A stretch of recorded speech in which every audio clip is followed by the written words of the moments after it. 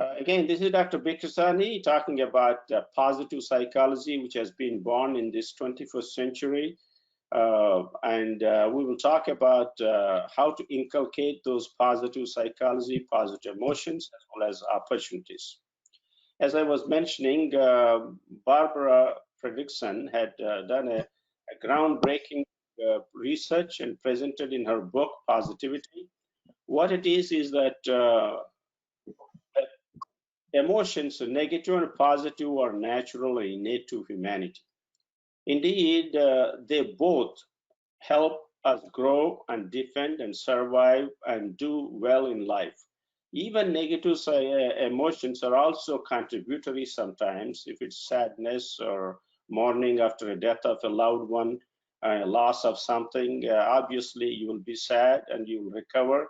And healthy recovery is enriching lives as well. So negative emotions altogether, or defense emotions in particular, are not totally negative. We need to engage them at the right time. But what is known now, engaging positive emotions will be an extraordinary and a great help in lifting our moods and looking for opportunities. And clearly, the studies have established the positive emotions promote happiness. They have studied a number of people, and they studied about 104 college graduates, and they have seen those who are top 10 percentile of these graduates who have been very happy were able to, when they were asked to write what options they have, what opportunities they seek, they were able to write a long list of ideas and creative thinking compared to those who are primed to just be neutral or primed to be negative. These studies have been reproduced time and again. Now, the benefits of positive emotions already I have kind of alluded, but I would like to elaborate a little bit more about it. Actually, what is found out that the positive emotions broaden our ideas, and your foresight increases, hindsight increases, and you also improve your balance in your decision making. It seems that the positive psychology will ignore some of the negative aspects in life. And indeed, this is one way to actually empty the mind concept that I have introduced in the beginning of the talks. Any negative ideas, for example, you are angry, upset, or feel biased, revengeful, avengeful, all those negative emotions that might hurt us are drained out by just inculcating the positive ideas, broadening the perspectives, and it is inculcating the growth and enrichment in life. Also, positive emotions are, just to name a few, was love, trust, optimism, enthusiasm, and we'll discuss a few of them as we go along. But those are, if you tend to inculcate those emotions, it tends to set a different mindset altogether. So that's the reason why positive emotions are helping. And this is a relatively new discovery, and it's just getting popularized. And indeed, most of the academic centers, as well as the business centers particularly, and major corporations, they are using already these techniques in their businesses to promote employees' happiness so that they will be more creative, more productive, and increasing the opportunities. What positive emotions were also found to do in these studies was that actually it pushed back the negative emotions. Otherwise, their positive emotions, when you engage in your mind, they negate, drain out, swamp out the negative emotions, and in itself is a winner. Indeed, the negative or positive emotions are actually, there's only one emotion. If it is gone, if you pull that emotion above the set point happiness and positive territory, it's called positive emotions. So that's how we gave different names to different characters. Likewise, when it goes down below the set point happiness and you are under the weather, and that's their negative emotions. Basically, the good thing is that they go one against the one. If you get 1 plus positivity, that means actually you're getting 2 plus. For the reason you're also negating the negativity. And indeed, Dr. Barbara Fredrickson actually proposed a theory which seemed, largely accepted in the beginning, but not truly right now, but it's being contentious. Overall, the point she made was that if you have 3 positive emotions against 1 negative emotion, you're always in the positive territory and happy territory. But that proportionality issue is in discussion. Nonetheless, that's a concept that you may want to think about it. One of the other important thing is that mind is always engaging what's called a self-talk. By default, if you don't consciously engage a positive emotion, it tends to go into negative emotions or regrets or any resentments, bad feelings. They wake you up nighttime and all that stuff. So it's in all ways, if you kind of make an attempt consciously to engage positive emotions, you are likely to drain out the negative emotions. That's the whole contention of our talk right in the beginning. Now, what are these positive emotions? Just look at these emotions. Gratitude. Let's just take a gratitude alone. We have Barbara identified about 10, and different people identified different, largely same 10, but plus add more. There are tens and tens of dozens of positive emotions. These are the top list, but there are many others. They are collaborative. They all behave in the same in sync. What one positive emotion does, every other positive emotion does. It's a matter of context and time is the degree. But these are all the same words to just explain different aspects of our emotions. Now, gratitude. Gratitude is one of the most powerful emotions. In the sense, it actually binds emotionally the giver, the gift, and also the taker. This is a strong emotional identity bond. And as a consequence, what happens? There is an exchange of thanks, gratitude. They belong to each other, love each other. So there is a lot of positivity in the gratitude. I mean, gratitude is anything to be thankful about. If I were to tell my gratitudes all through my life, it will take about half an hour. The people who have put me in the school when I was a farmer, and the student who guided me how to read, and a benevolent donor who had actually helped me to finish my medical education. I mean, everybody may have a different scale and different items of gratitude. Gratitudes come from immense resources. Basically, everything we could be we could have a gratitude. We could thank somebody who discovered light, somebody who discovered air conditioning, who discovered computers. I mean, it goes on and on. You have a gratitude or thanks to your co-workers, friends, families. It goes on.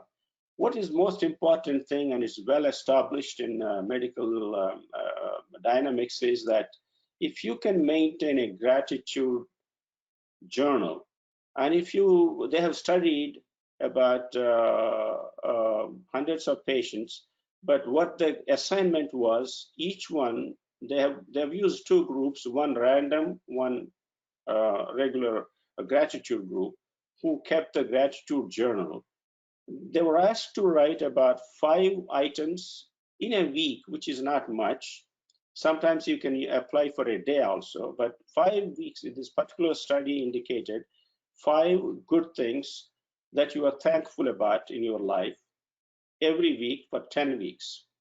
And after 10 weeks, as opposed to a random group where they did not have this journal writing, and those gratitude group, the gratitude group was a lot happier and more active, more thankful, and that type of thing. So basically what it is, gratitude is a great, powerful emotion.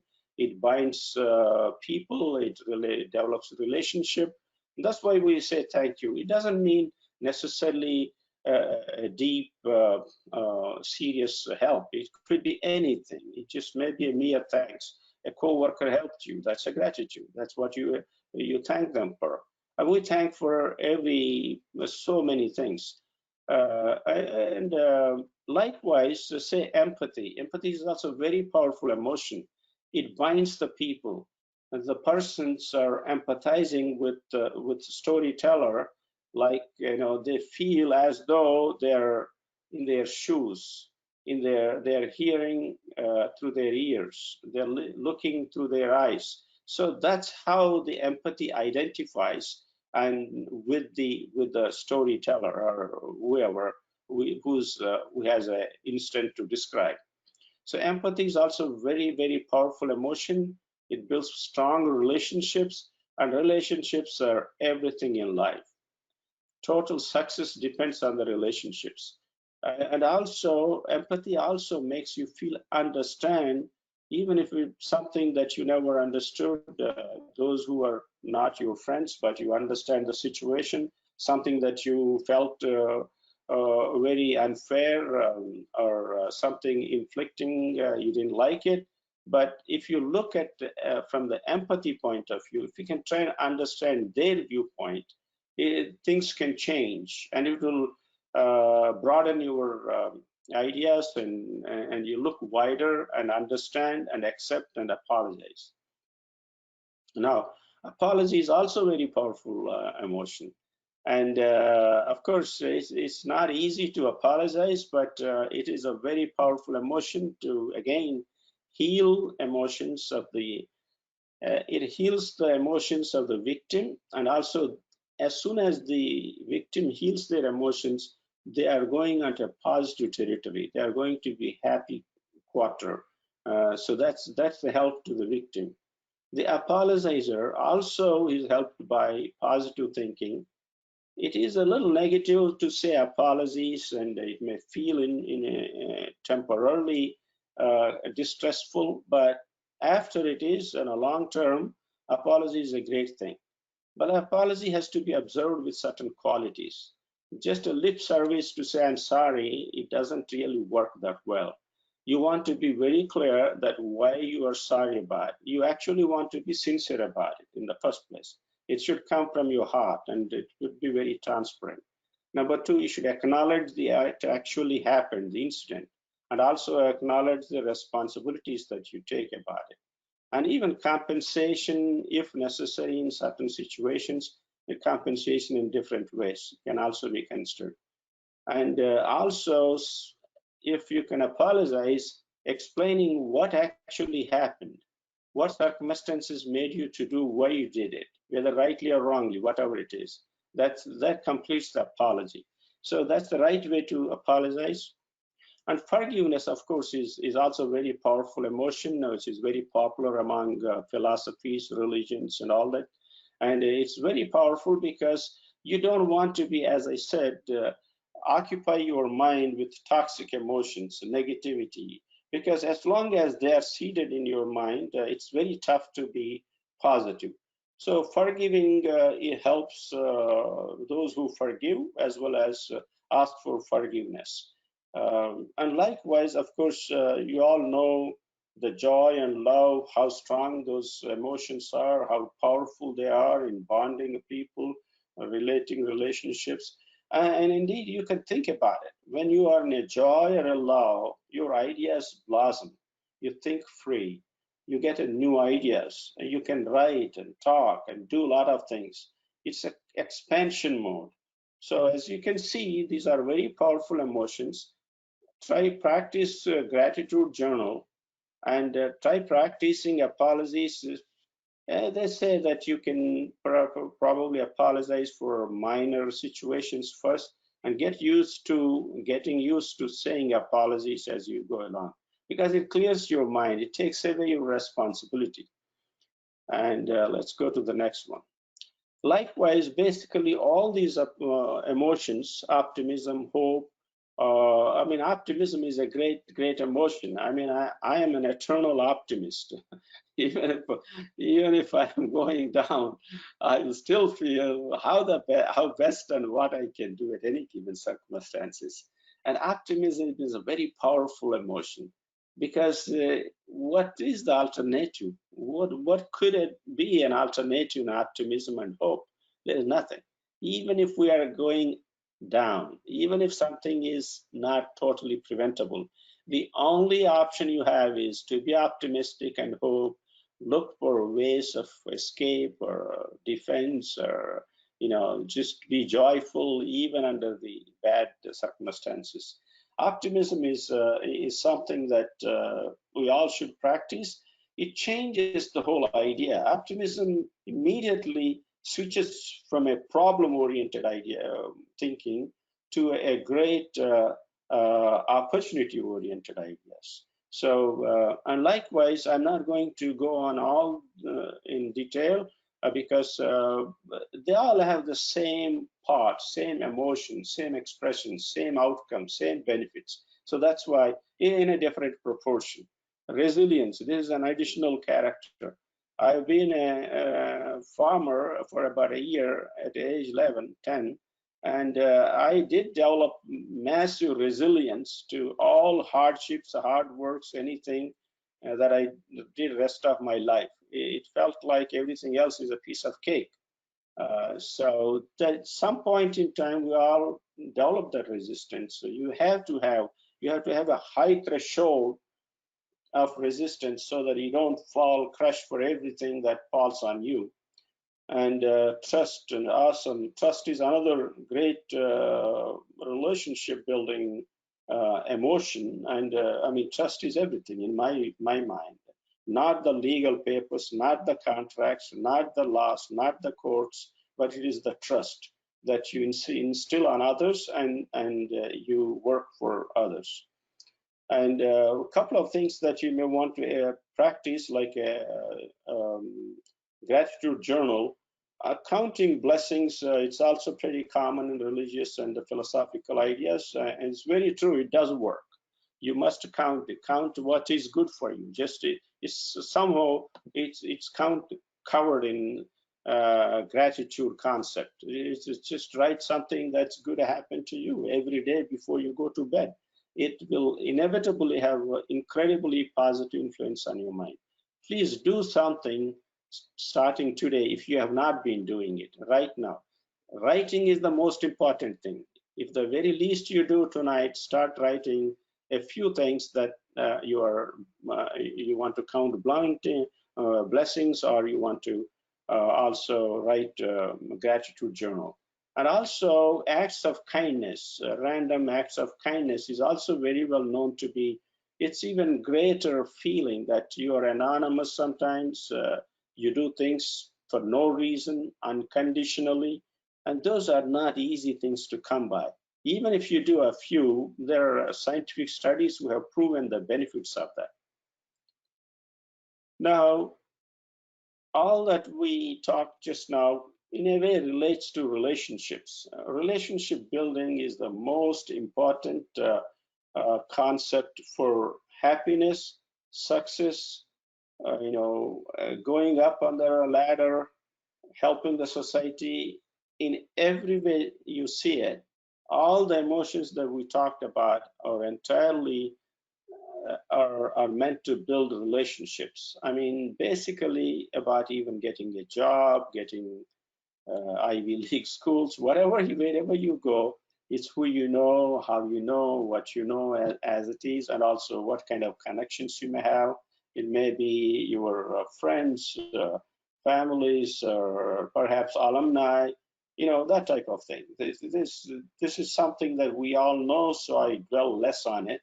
We continue that. This is a relationship building is is fundamental, biological to humanity, and that's why we are social beings. We're pro-social, and that's how we build families, raise children, communities, nations, humanity. So together, right now, you can see COVID has created that humanity concept that either we all get better, we all get the benefits of a vaccine or a treatment, or we all suffer together. So how connected we are, that's how much we connected.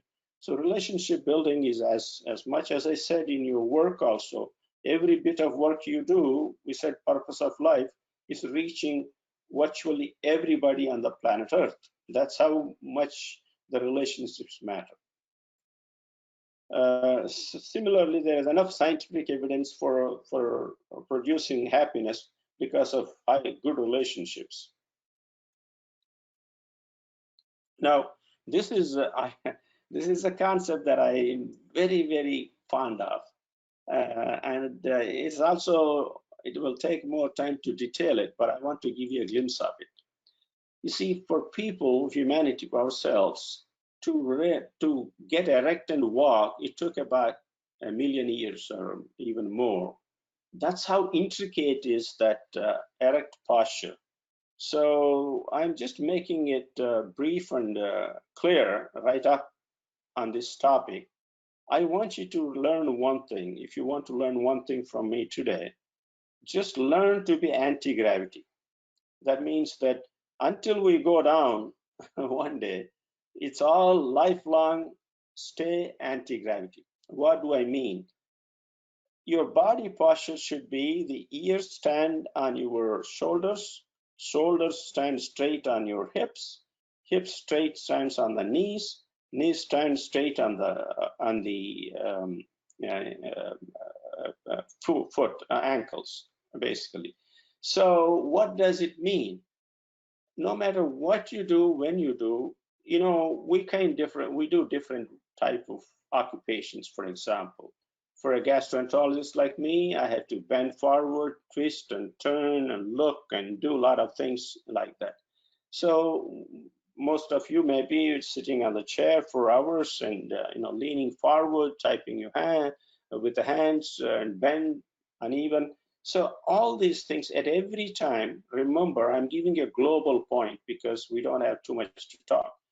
Every point, try to be anti-gravity, because that's the only way you can take the advantage of what is called fulcrum and the liver. The reason is that if you can use this mechanical advantage of this lever and fulcrum, well, this is the concept actually introduced by Archimedes, who said, give me long enough a lever and give me strong enough a fulcrum, I will be able to move the earth, he said. Like that, there is a power in using the right mechanics and taking the advantage of it. So basically, what I'm trying to tell you is that, remember, maintain anti-gravity. That means you stand tall, relaxed, and your head weighs about 10 pounds. If it is bent forward, this is stress on your back. If it bends backward, you're not using stress on your neck. So just neutral. If you drop the head weight dead on your skeleton, it's really very nicely balanced. And so that's the most important. It looks good. It is expressive. It's confidence. It's every way it is good. But so to do that, to maintain the anti-gravity, you got to what is not. Normally, we are not aware of our position, body positions when we're working, particularly because you're focused on the work. When I'm doing endoscopy, I'm not watching my body posture. Likewise, when you're typing, leaning forward, you're not thinking about body posture, you're thinking about typing. So, but what you have to do to remember to practice anti-gravity, you must develop what is called body awareness. Body awareness is like whether it is meditation, yoga, or whatever. Even you don't need stretching itself, tai chi. even simple idea about body awareness will help you. If you think about it, you know it, where your body at any given point in time is. So just to time, in the beginning, it's not easy to be awareness of the body is not totally under our control. But if you practice a little longer, time to time, remind yourself, then you will get to it. It's not a big deal. The important thing is that as long as your body awareness, you have awareness in your body, you can correct the posture. That's the most important thing. So, or you can take a break from it, or shake it, or do anything, whatever it takes. So, if you are sitting on a desk doing all desk work on a computer, get up every hour, stretch, and do counter, pull your shoulders back, push against the wall, do something like that, and reset your body posture and come back and do it again. Uh, or as it is, I mean, it took some time. Now I tend to, if you see me, if you can't see me, but I'm sitting, maintaining my lordotic posture on the back, which is a very, very important thing. If you're sitting on the desk or perhaps a truck driver, you don't want to squish this way where the spine bends. It's not good. Spine has to be erect and actually maintain a little lordosis, a little bit like that. In that position, you will not hurt yourself on a long term. You may think I'm okay right now, but you're okay until 50s, perhaps 60s. All the effects that I'm going to tell you, this gravity, anti-gravity problems will start past 60s. And then you can't rebuild your body and you can't restructure as much as you could prevent now. So that's the important thing about effortless work is much more about even say, for example, you holding a pen, hold it lightly, pumping a gas, just enough pressure to pump, not too tight. I mean, anything you are doing, you're carrying something, just enough to carry. So this is an effortless, it makes a lot easier. The reason you want to be effortless on the body, because the body and mind go together. If body is easy and casual, mind is that way. If mind is easy and casual, body is that way. They both are, although different compartments, they're both are the one and the same. It's very well, they are very well connected with the nerve, hormones, connections, responses, conscious thinking, subconscious response. All these are very much connected. So this is another, this is communication. You all probably are very, very thorough about this subject. So I won't dwell on too long because I rather, as I say, always give a chance to ask questions and clarifications. Communication is also, I love communication concepts because the reason why I developed so much passion about communication, I grew up very uncommunicative. I used to say something, I didn't mean it. I used to feel bad about a whole day long. And because I did not have the right vocabulary, right sense, right application. So I have focused as a challenge I took because that's my disability. I actually focused on how best to be the best communicator you could be. Indeed, in my office, if patients, other doctors have problems sometimes dealing or relating to patients, they'll refer to me to talk to them so that I can put up with anything and can connect with anybody. So what I found out is that the secret about actually communication is listening. I would say listening is the top priority in my mind if you want to communicate. Why? Because to put it in mechanical terms, you want to figure out what their password is and what their ID is to get into their brains. Otherwise, when patient comes, I just ask them, hey, Tom, what's on your mind? What's going on?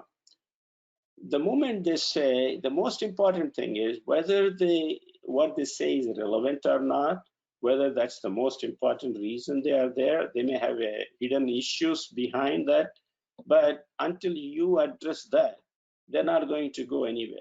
If you talk something that you have on mind, his thinking is blocking. That's what the mind psychology is.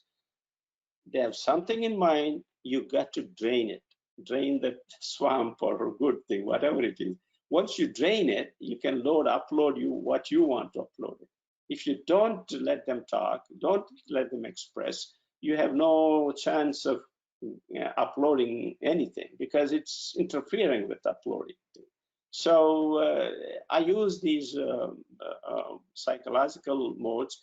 I mean, in listening, I mean, you want to listen. When you're really listening, you really want to listen. With absolutely, it's called active listening, 100% attention. You look at them, you're actually focusing 100%. You're not thinking what to answer. You're not trying to analyze what they're saying. You're not even processing what they're saying. Simply listening. When you all listen, when your listening is finished, and then of course you can respond. Because this also not only what it does is that the other person will realize that you have paid serious attention, you are trustworthy, then they have a lot of respect what you say. And of course you can use a lot of little things like, you can I talk to you before you talk? That makes them feel good. Or can you ask questions what they said? Suppose they said something that you don't really agree, you may want to dissect it out. Hey, what is this reason? Why is this? Why is this? This might also convince you maybe you are wrong about that, what they're saying. So one way or other, asking questions will clarify either perhaps presumptions, assumptions, misunderstandings. So all that will be, and also paraphrasing also will give you commonality that you both are agreeing on that concept thing. So, I mean, listening is the most important in my mind, and that's what I do. And of course, then you want to stay anti-gravity, connect, good shake hand, look into the eyes, and show empathy when you talk. I mean, you can win an enemy, at least on its early scale. They will, even those who don't like you will feel, this guy is real. He's not fake. He's not biased. He's listening. He's understanding. These things are very important to make a heart-to-heart talk. A heart-to-heart talk, like you ever first dated your girlfriend or a boyfriend, whatever, or in good relationship, how we talk heart to heart at home, between spouses and between partners. So that's very important thing. Then what is happening, it's not the mind, even the heart. The reason, as we all know already, mind has only limited capacity to influence, whereas the body, subconscious mind, heart to heart or body to body, or cerebral communication has a 90% control. So communication is that deep. And even then, knowing all this, I do mistakes. I don't want you to feel that you could be perfect. You never be perfect. You could be professional, you could be improving, you can be getting better, and yet I do mistakes and many people do mistakes. The best of the best of communicators. So not a surprise. Then you step back and recollect and readdress the issue.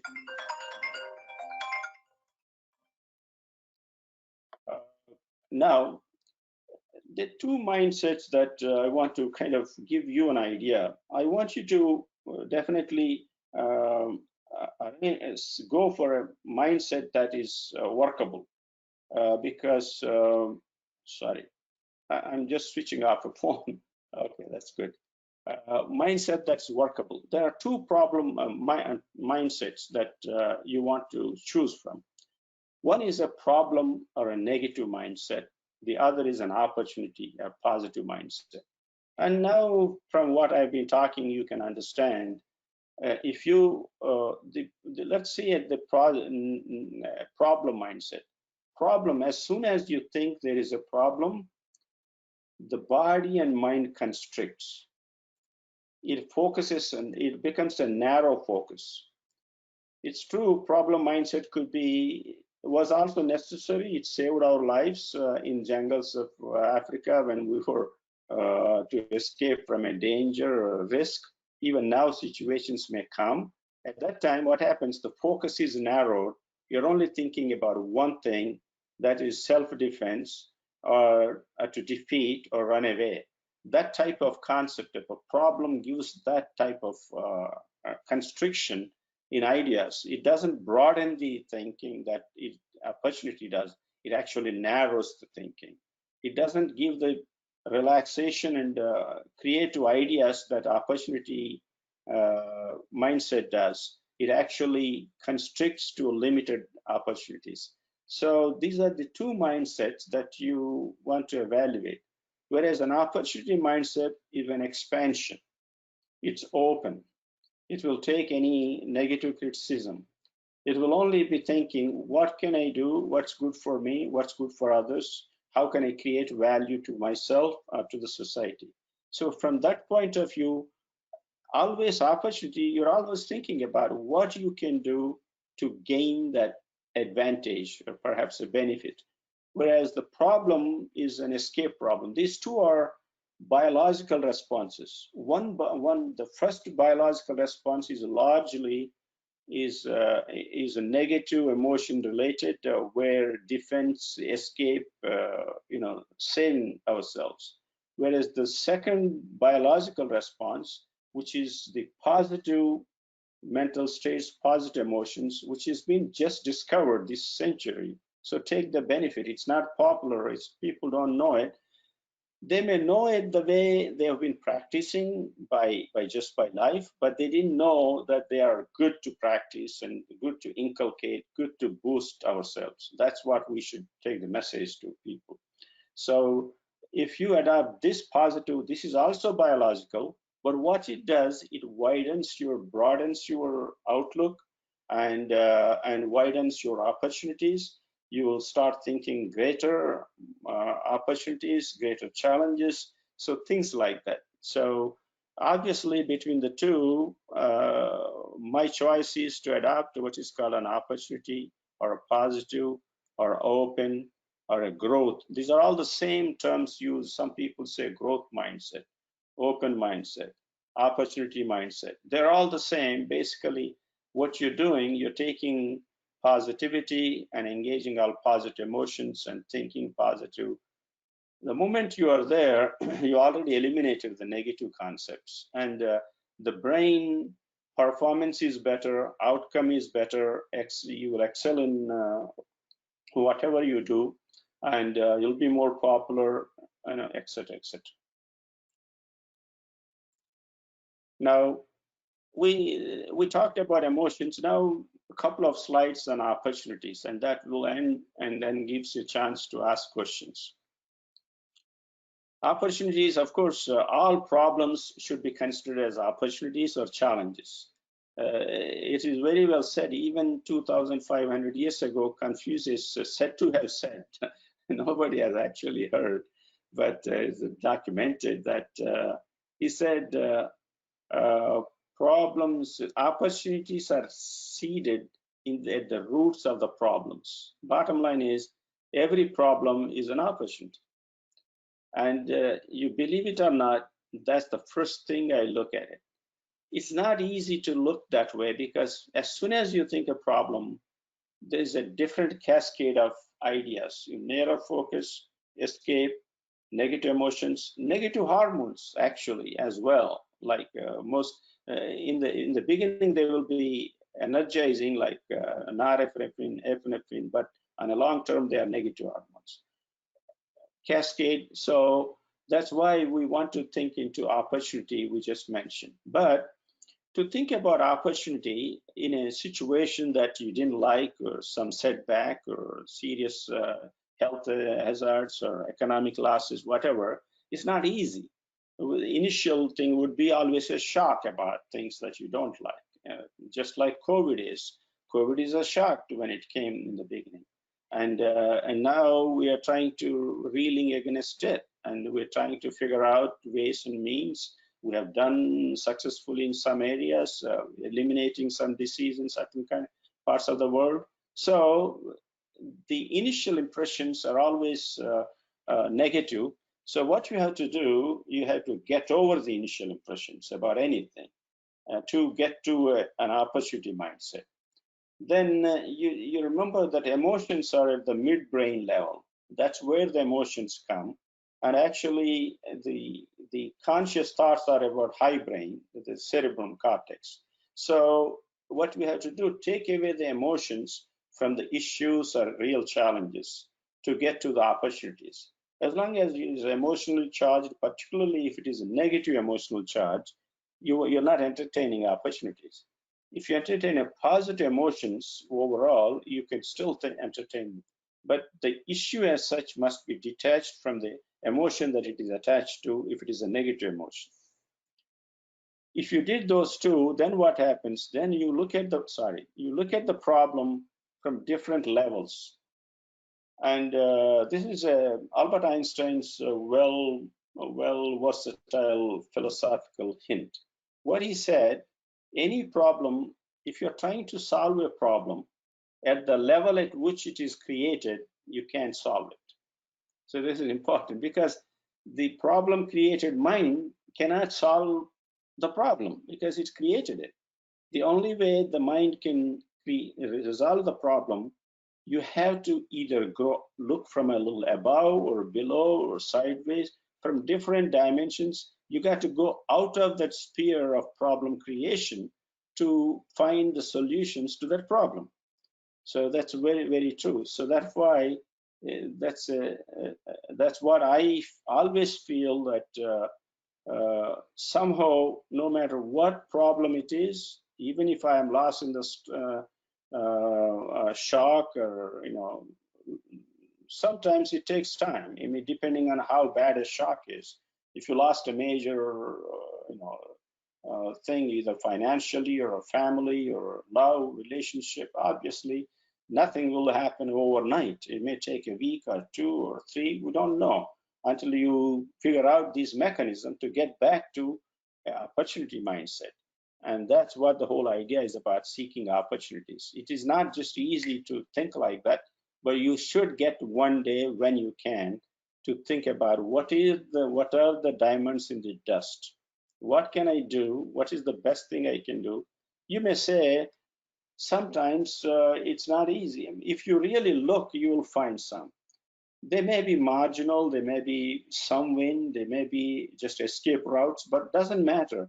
But you're doing the best under the circumstances. That's what the opportunity is about. Opportunity is not always winning and gaining big thing. Opportunity is anything to save, even lessen damage is an opportunity. Or worst come worst, there's no way out, you just get out of it. Even that is an opportunity. Then keeping the same issue on your mind, get stuck and feel bad about the lifetime. So I think that's where I think, yeah, that's fine. So summarize the talk. I spoke about 45 minutes. So just to summarize, there are positivity, thinking positive has a definite role. For initially, for first last 10, 15 years, the people used to, dispute this idea about positive thinking and positive emotions. But now it is established. There's no question about it. There are many, many benefits. Even positive thinking and staying in positive idea, and I am a living example. I really feel so blessed, so happy to be thinking positive. And apparently, even biochemically, you change, body changes, age gets better, and even bad cholesterol goes down, good cholesterol goes up. Incredible amount of what's wrong being dead, being happy? Nothing wrong. That's my goal in my life. You go one day, but fine, but go happy. That's the way it is. But anyway, I'm sorry if I said things. There are some of these things are my personal opinions.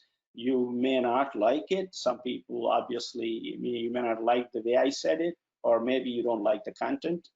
Fine by me. Please take me for who I am, not for being a perfect human being. My shortcomings. I'm not. As I said, the most sophisticated, well-educated, not the elite of the society. I represent a working class, and that's my goal, is to help people in the middle and lower, not to the top. Thank you very much. And that's where I end today's talk. Please go ahead and ask me any questions you have. I don't have any questions. I just wanted to say thank you so much, Dr. Bikkasani. That was really nice. Thank you very much, Manis. I appreciate that. If you have time, let me know. If not, this will be a good final goodbye. Basically, just I want to show something. I'm not fully done.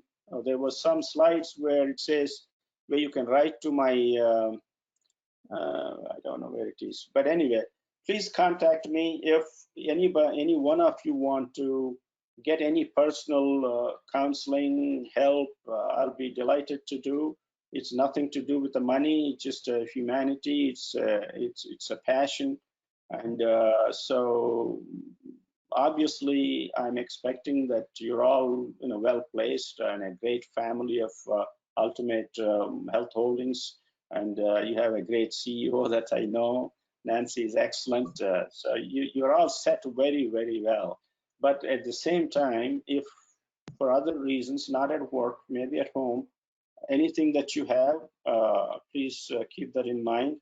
Also, I help students, disadvantaged students. Those are, we didn't want to say poor. Word poor apparently is not good to say, but they are really poor. Students who don't have access to computers, don't have access to, actually not just the material access as much, it is the mind access. So we are using, mentoring them, why they should realize American dream in the African American poor neighborhoods. We're working on under the name of Awareness USA. Please keep an eye on it. Anything you donate, $1 to $100 at any time, is well accepted. I'm just saying these things because if I didn't come back for some reason, you don't have time for me to talk to you again. I just wanted to mention that. That's all. Thank you very much. I enjoyed. This is the first series of talks I gave, and I made mistakes here and there, but by next round, I'm going to go give it to the general public and post them on YouTube. And this is just the beginning. This is a trial attempt, and I'm almost certain I have may have said few things that some people may not like it. I didn't say it right, whatever it is. I accept it. It's not a problem. Criticism is my juice. If somebody says this is not good, that actually helped me. Thank you very much. Nice talking to you. Thank you for your time. Thank you for your patience. Have a nice day. Thank Thank you, you, you Dr. too. Bikkasani. Thank you, Dr. Bikkasani.